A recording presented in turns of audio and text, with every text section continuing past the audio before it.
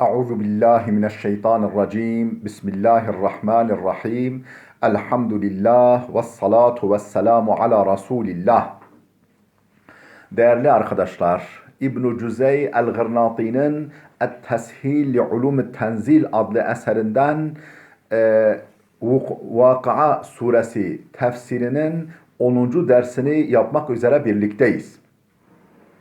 Geçen dersimizde tam da 77. ayetin başında kalmıştık. Ne diyordu bu 77. ayet? İnnehu lekur'anun kerim fi kitabin meknun la yemessuhu illel mutahharun diye devam ediyordu. İnnehu lekur'anun kerim. Efendim ama tabi öncesi var. İşte bir iki ayet öncesinden tekrar meal vermek şeklinde de olsa başlamamız lazım. Ne diyor? Efendim فَلَا اُقْسِمُ بِمَوَاقِعَ النُّجُومِ فَلَا اُقْسِمُ بِمَوَاقِعَ النُّجُومِ وَاِنَّهُ لَقَسَمٌ لَوْ تَعْلَمُونَ عَظِيمٌ اِنَّهُ لَقُرْآنٌ كَرِيمٌ. Efendim necim ceste inen Kur'an ayetlerine andolsun veyahut da efendim yıldızların batışı veyahut da efendim kayışı, yıldız kaymasına andolsun, ondaki sanat-ı ilahiyeye andolsun veyahut da ya da üçüncü bir yorum olarak yıldızların yani yörüngelerine efendim bulundukları efendim eksen ve yörüngeye andolsun ki efendim bu eğer bilirseniz çok büyük bir yemindir. Çok büyük bir yemindir eğer bunu bilirseniz. Peki niçin yemin ediyordu? İşte muhsemun bih veyahut da muhsemun aleyh daha doğrusu veyahut da diğer ifadeyle cevabul kasem innehu le Kur'anun kerim. Hiç kuşkusuz o yüce bir Kur'an'dır, değerli bir Kur'an'dır. Efendim faydalı, verimli bir Kur'an'dır. İnnehu le Kur'anun kerim'de kalmıştık. Buyuruyor ki yani müfessirimiz şöyle açıklıyor. Ve a'ada damire alel Kur'an li'ennel ma'na yaktadihi. İnnehu'daki hu zamirini Allah nereye gönderiyor? Kur'an'a gönderiyor. İnnehu yani Kur'an, yani Kur'an-ı Kerim, la Kur'anun Kerim. Gerçekten değerli bir kitaptır. İnnehu'daki hu Kur'an'a gidiyor. Peki Kur'an kelimesi geçmedi, yakınlarda geçmedi. Hani zamirin bir isme gönderilmesi için o ismin önceden geçmesi lazım. Kur'an'a gönderdi diyor zamiri iade etti. لِأَنَّ الْمَعْنَ يَقْتَضِهِ. Çünkü anlam bunu gerektiriyor. İnnehu'daki hu Kur'an'a gitmeli. Yani daha önce yani Kur'an sanki gitmiş gibi kabul ediliyor. Çünkü anlam bunu gerektiriyor. Efendim bu birinci ihtimal. اَوْ لِأَنَّهُ مَذْكُورٌ عَلَى قَوْلِ مَنْ قَالَ اِنَّ مَوَاقِعَ النُّجُومِ نُزُولُ الْقُرْآنِ. Hani فَلَا اُقْسِمُ بِمَوَاقِعَ النُّجُومِ denmişti ya. İşte o mevâki'un nucumdan maksadın Kur'an'ın nuzulu olduğu görüşünde olanlara göre bu innehu Kur'an'a gitmeli. Yani Kur'an tamam o zaman adı geçmiş oldu. Bir mevâki'un nucum. Nucumu ayyi şey? Nucumul Kur'an. Kur'an-ı Kerim'in nucum yani tabi burada yıldız anlamında değil, ceste anlamında, kesit anlamında, pasaj anlamında Kur'an'ın pasajlarına, efendim cestelerine, kesitlerine böyle peyderpey inen bu şekildeki ayetlerine andolsun. İnnehu o zaman işte bu şekilde inen Kur'an la Kur'anun Kerim. Bu şekilde inen kitap yüce bir Kur'an'dır. Yani bu ikinci yorum. Yani ya efendim Kur'an kelimesi Kur'an geçmedi ama mana onu gerektiriyor. Yani çünkü zaten meşhurdur. O ona gider. Ev li'ennehu mezkurun ve bizzat mezkurdur, zikredilmiştir. Ala kavli men kal, şöyle diyenlerin görüşüne göre inne mevaki'an nucum tırnak içinde mevaki'un nucumun nuzulul Kur'an. Kur'an'ın nuzulu olduğu görüşüne göre efendim innehu'daki hu Kur'an'a gidiyor. Fi kitabın meknun. Efendim ne demek fi kitabın meknun? Ey masun. Masun yani sıyanet altına alınmış, koruma altına alınmış bir kitaptadır bu Kur'an. Vel muradu bi hadal kitabul meknun. Bu efendim meknun, saklı, efendim korunmuş olan kitaptan maksat el-masahifu leti kutibe fihal Kur'an. Kur'an yani Allah'ın kelamı olan Kur'an'ın içerisinde yazılı bulunduğu, yazılmış olduğu mushaflardır. Yani mushaf kitap oluyor. Kur'an'da o mushafın içindeki işte mana oluyor. Lafız ve mana oluyor. Bu kitaptan vel muradu bi hadal kitab-ül meknun el masahifu leti kutibe fihal Kur'an. Kur'an-ı Kerim'in içerisinde yazıldığı mushaflardır, sayfalardır. Ev suhuful Kur'an elleti bi eydil melaike aleyhimusselam. Veyahut da efendim vahiy meleklerinin elinde bulunan Kur'an sayfalarıdır. Yani tabi o manevi sayfalar oluyor. Bizim bildiğimiz maddi sayfa değil. Ev suhuful Kur'an veyahut da Kur'an sayfalarıdır. Hangi sayfalar? Elleti bi eydil melaike aleyhimusselam. Melekler aleyhimusselamın ellerinde bulunan Kur'an sayfalarıdır. Maksat budur. Yani o sayfalarda saklı olan Kur'an'a, o sayfalarda yazılı bulunan, o saklı, görünmez sayfalarda yazılı bulunan Kur'an'dır. Değerli bir Kur'an'dır. Efendim veyahut da levh-i mahfuz da deniyor değerli dostlar. Bazı işte tefsirlerimizde fi kitab-ül meknun dediği saklı bir kitapta, mahfuz bir kitapta dediği levh-i mahfuzdadır. Kur'an-ı Kerim efendim henüz dünya semaya, en yakın semaya Beytül İzze'ye inmeden ve daha sonra Hazreti Muhammed'in kalbine inmeden önce levh-i mahfuzdaydı. Orada saklı olan bir Kur'an'dır bu. La yemessuhu illel mutahharun. Ona efendim o kitaba tertemiz olanlardan başkası dokunmuyor veya dokunmasın yahut da dokunamaz. Bakın 3 mana çıktı. Dokunamaz, efendim dokunmasın veya dokunmaz. Yani dokunmuyor, dokunmaz. 3 tane mana oldu. Aynı kapıya çıkar. Şimdi bütün o görüşleri burada tek tek söyleyecek. La yemessuhu ilel mutahharun. El-damiru la yemessuhu'daki hu zamiri yaudu alel kitab-ül meknun. O saklı, o korunmuş olan kitaba raciadır. La yemessuhu ona dokunamaz. O Kur'an-ı Kerim'in içerisinde yazılı bulunduğu mushafa, sayfalara dokunamaz. İlel mutahharun ancak tertemiz olanlar. El-damiru la yemessuhu'daki hu zamiri yaudu alel kitab-ül meknun. El kitab-ül meknun'a gidiyor. Yani geçiyor fi kitab-ül meknun. ويحتمل أن يعود على القرآن المذكور قبله. Efendim illa enne hâzâ da'ifun liveçheyni. Efendim daha önce geçen, hemen önce geçen yani fi kitab innehu la Kur'anun kerim fi kitabın meknun. Bakın kitabul meknun daha yakın zamire. La yemessuhu ona dokunamaz. Yani kitab-ı meknuna dokunamaz. Peki nereye gitme ihtimali de var? La yemessuhu yani la yemessul Kur'anel kerim. O Kur'an-ı Kerim'e dokunamaz. O saklı kitapta bulunan Kur'an'a dokunamaz. O zamirin ve yahtemilu muhtemeldir en yauda o zamirin dönmesi, raci olması da muhtemeldir alel Kur'anil mezkur qablehu. Yani o kitab-ı meknundan önce zikredilen Kur'an-ı Kerim'e raci olması da muhtemeldir. İlla enne hâzâ da'ifun şu kadar var ki bu zayıf bir görüştür. Liveçeyni iki nedenden dolayı, iki sebepten dolayı. Ahaduhuma birincisi enne mesel kitabı hakikatun ve mesel Kur'an'ı mecazun. Efendim kitaba dokunmak hakikattir, Kur'an'a dokunmak mecazdır. Çünkü Kur'an o Allah'ın kelamı olan manadır daha çok. Yani manadır Kur'an. Yani ruhtur. Ama kitap kalıptır. Yani kitap Kur'an. Yani kitap efendim işte harfler, kelimeler, ondan sonra kapaklar bu kitap olmuş oluyor. Sayfalar. Ama Kur'an denince onun içerisinde bulunan ruh, onun içinde bulunan vahiy, mana olmuş oluyor. Kur'an o olmuş oluyor. Yani kitaba ondan tertemiz olanlardan başkası dokunamaz derken burada kitap hakikattir. Kur'an'a dokunmak mecazdır. Çünkü o yani kitaba dokunulur. Kur'an'a dokunulmaz. Kur'an çünkü manadır. O manaya el değmez. Dolayısıyla dedi ki enne mesel kitabı hakikatun ve mesel Kur'an'ı mecazun.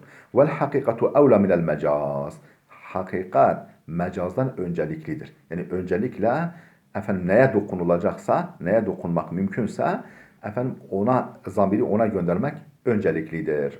Ha. Vel hakikatu evle minel mecaz. Bu birinci gerekçe. Vel aharu ikinci gerekçe ise yani zamir kitab-ı meknuna gitmeli. Efendim Kur'an-ı Kerim'e değil. Yani bu işte öncesine gönderirsen bu zayıf bir ihtimaldir. Efendim ikinci gerekçe de bu şudur. Vel aharu enel kitabe akrabu. Yani la yemessul kitab. Fi kitab-ı meknun var ya. O kitaba gidiyor çünkü kitap kelimesi hemen la yemessuhunun efendim yanı başında. Ama innehu la Kur'an-ı Kerim efendim bir cümle öncesinde. Ha, zamirin en yakınına gönderilmesi kuraldır, esastır. Yani bir engel varsa o zaman daha uzağına gönderiyoruz. Vel aharu ikinci gerekçe. Enel kitabe akrabu. Kitabul meknun var ya o daha yakındır. Zamire daha. Ve zamiru yaudu ala akrab ala akrabi mezkurin. Mezkur olanın en yakınına. Mezkur olan en yakına gönderilmesi esastır. Zamir daima oraya gönderilir. فَاِذَا قُلْنَا اِنَّهُ يَعُودُ عَلَى الْكِتَابِ الْمَكْنُونَ Hani peki tamam o mesele halloldu.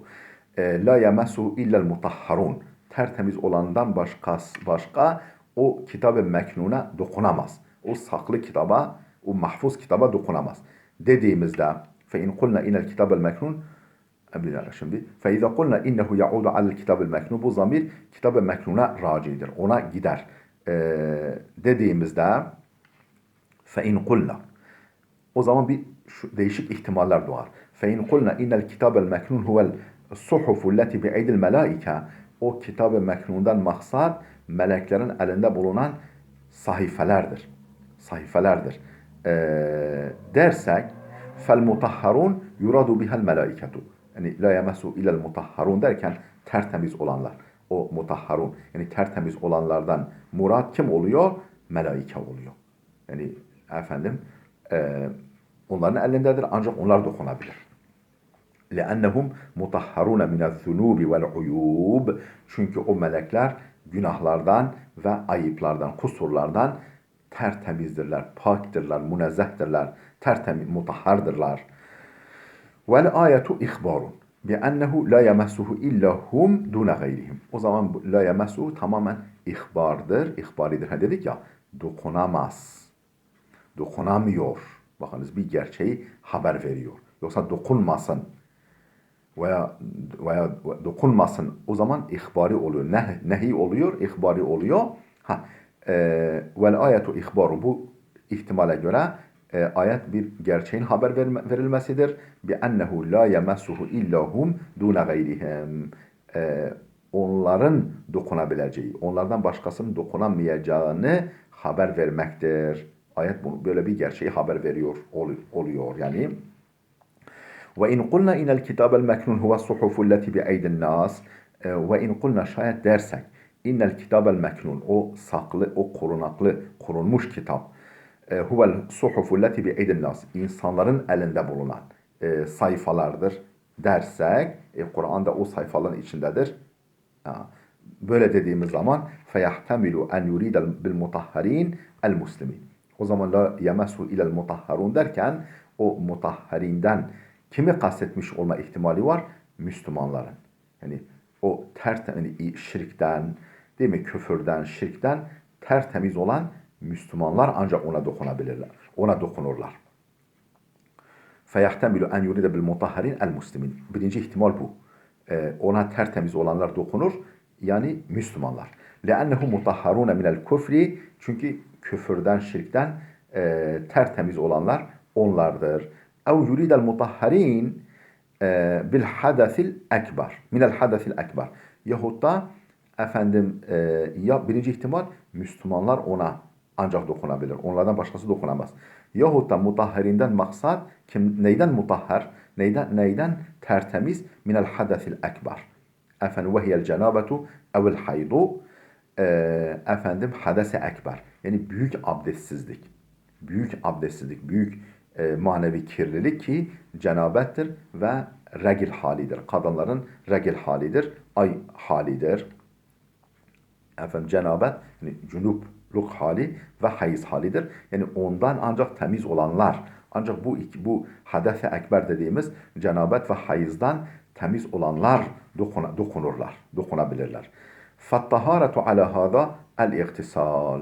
Buna göre taharet yani temizlenme, hani mutahhar dedik ya, burada temizlenmekten maksat yıkanmaktır. Ancak yani bu iki durumdan yıkananlar, bu iki durumu üzerlerinden atanlar ancak ona dokunur. Ev el mutahharine minel hadesil asgar. Tabi bu hadese ekberdi bu. Yani cenabet ve hayız hali hadese ekberdi. Ondan temiz olanlar Kur'an'a dokunabilirler. Yahut da o mutahharinden neyden mutahharin? Neyden temizlenenler? Minel hadesil asgar. Küçük abdestsizlik. Yani bizim bildiğimiz normal abdestsizlikten temizlenenler. Yine abdestli olanlar ancak dokunur. Fattaharetu ala hada el vudu'u. Buna göre taharet yani taşımamız gereken, bulundurmamız gereken, Kur'an-ı Kerim'e dokunmak için bulundurmamız gereken taharet nedir? Abdesttir. Fattaharetu ala hada el vudu. Ve yahtemilu en yekuna kavluhu la yemessuhu haberan ev nehyan. La yemessuhu ifadesinin haber olma yani bir gerçeğin bildirilmesi, bildirme ifadesi olma yahut da nehi olma ihtimali var. Yani la yemessuhu dediğimiz gibi dokunamaz, dokunmuyor, veya dokunmasın. İki ihtimal. Yani haber olabilir, dokunamaz, dokunamıyor. Bu birinci ihtimal. Ev nehyen dokunmasın. Bu da nehi durumu oluyor. Ala ennehu kad enkara ba'dun nasi ala ennehu kad enkara ba'dun nasi en yekuna nehyen. Şununla beraber ki yani şöyle oysa ki diyor ala ennehu kad enkara ba'dun nas en yekuna nehyen. Bunun nehi olmasını bazı insanlar yadırgamışlar. Demişler bu nehi değildir. Kesinlikle ihbardır. Yani dokunamaz, dokunamıyor şeklindedir. Yoksa dokunmasın değildir. Niye? Vakale ve böyle diyenler demiş ki, böyle diyen kişi demiş ki lev kâne nehyen eğer la yemessuhu nehi olsaydı la yemessehu derdi. La yemessuhu demezdi. La yemessehu derdi. Yani la yemseshu'nun şeddeli hali. La yemseshu, la yemessuhu, la yemessehu olurdu. Lekane bi fethessi, la yemessehu olurdu diyor. Eğer nehi olsaydı. Ve kâlel muhakkikun. Peki buna karşı tahkik ehli ne demiş? Muhakkikler ne demiş? Yani işin gerçeğini araştıran alimler ne demişler? İnnen nehye yasihhu ma'a dammis sin. Sin yani la yemessu. La yemesse değil de la yemessu şeklinde de okunsa yine nehi olması caizdir. Nehi olması sahihtir, doğrudur. Ma'a dammis sin. Niçin? Le'ennel fi'lel mudâafe. Çünkü şeddeli fiil messe yemessu. Çünkü şeddeli fiil İza kana meczumen sonu cezimli olduğunda mesela nehi durumu veya emir durumu gibi sonu cezimli olduğunda ev ittasala bihi damirul mufrad el muzekker ve ehutta mufrad muzekker zamiri yani tekil eril zamiri la yemessuhu bakın oradaki hu tekil eril zamiridir. Tekil eril zamiri kendisine bitiştiğinde o şeddeli fiile dumma inde iltika sakineyn. İki sakin harf, iki cezimli harf yan yana geldiğinde cezimli de olabilir. O yani daha doğrusu dammalı da yapılabilir. La yemessehudur normalde ama la yemessuhu da olabiliyor. Çünkü şeddelidir.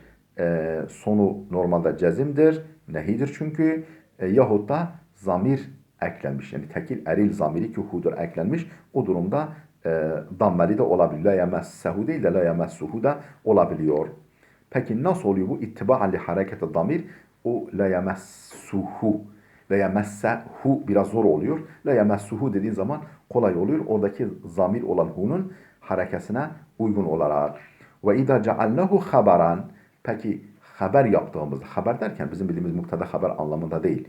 Yani bir gerçeğin haber verilmesi, bir gerçeğin haber verilme ifadesi kıldığımızda feyahtemilu en yuqsada bihi mucerredel ihbar. Yani salt bir gerçeği haber verme ihtimali de olabilir. Yani dokunmuyorlar. Ancak tertemiz olanlar, bu bir gerçeğin ifadesidir. Ev yekûne haberan bi ma'nen nehi. Yahut da nehi anlamında haber olabilir. Nehi anlamında. Hani mesela şunu yapmaz.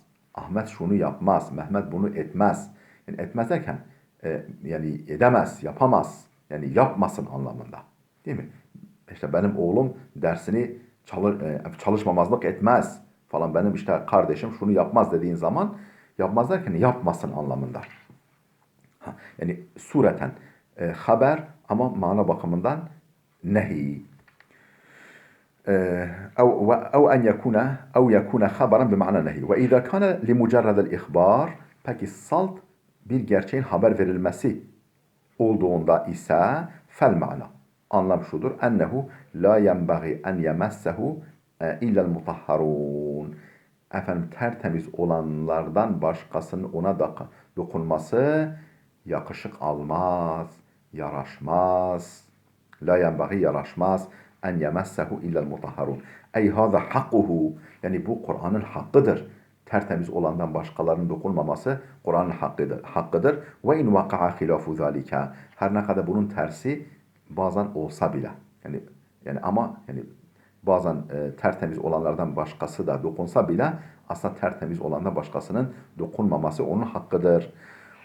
Nokta. O bitti. وَاخْتَلَفَ الْفُقَهَاءُ فِي مَنْ يَجُوزُ لَهُ مَسُ الْمُصْحَفِ عَلَى حَسَبِ الْاِحْتِمَالَاتِ فِي الْآيَةِ. Ayetteki bütün bu ihtimallere göre mushafa dokunmak kimin için caizdir? Yani kimler mushafa dokunabilir? Kimler Kur'an'a dokunabilir? Efendim, fakihler bu konuda ihtilaf etmişler. وَاخْتَلَفَ الْفُقَهَاءُ Fakihler, yani din bilginleri ihtilaf etmişler. Kimin hakkında? فِي مَنْ يَجُوزُ لَهُ مَسُ الْمُصْحَفِ Kimin için mushafa dokunmak caizdir? عَلَى حَسَبِ الْاِحْتِمَالَاتِ فِي الْآيَةِ Ayetteki ihtimallere göre. فَاَجْمَعُوا عَلَى أَنَّهُ لَا يَجُوزُ أَنْ يَمَسَّهُ كَافِرٌ Kafirin dokunmayacağı konusunda hepsi icma etmiş. Kafir dokunamaz Kur'an'a. Bu konuda ulemanın ittifakı var. لأنه إن أراد بالمطهرين المسلمين şayet la yemesu ilel mutahharun var ya oradaki mutahharundan Müslümanları kastetmişse fezalike zahirun. Tahirun demiş ama zahirun. Fezalike zahirun. Bu açıktır. Yani mutahhirden maksat. Müslümanlarsa zaten bu zahirdir. Kafir dokunamaz. Ve in arada taharete, burada tahir demiş ama zahir olması lazım. Orada ta'nın üzerine bir nokta koymamız lazım. Ve in arada taharete minel hadefi, efendim şayet taharetten yani tertemiz olmaktan maksat neyden? Yani minel hadef. Yani abdestsizlikten. Yani büyük ve küçük abdestsizlik. Yani cenabet, efendim hayız ve normal küçük abdestsizlikten. Yani normal küçük yani normal bizim bir abdestsizlikten tertemiz olmayı kastetmişse fel İslamu hasulun ma'a zalik. Yani bu durumlar mesela cenabet olsa bile, hayız hali olsa bile veya normal abdestsizlik olsa bile Müslümanlık hasıldır. Yani Müslümanlık yine söz konusudur. O zaman Müslüman dokunabilir. Abdestsiz olarak ve gusül gerektiği halde. Ve emmel hadesu fe fihi thalatatu akval. Yani hades hakkında da 3 görüş var. Yani normal bizim bildiğimiz abdestsizlik konusunda 3 görüş var. El-evvelu ennehu la yecuzu en yemessehu cunub velel haid velel muhdis. Hadesen asgara.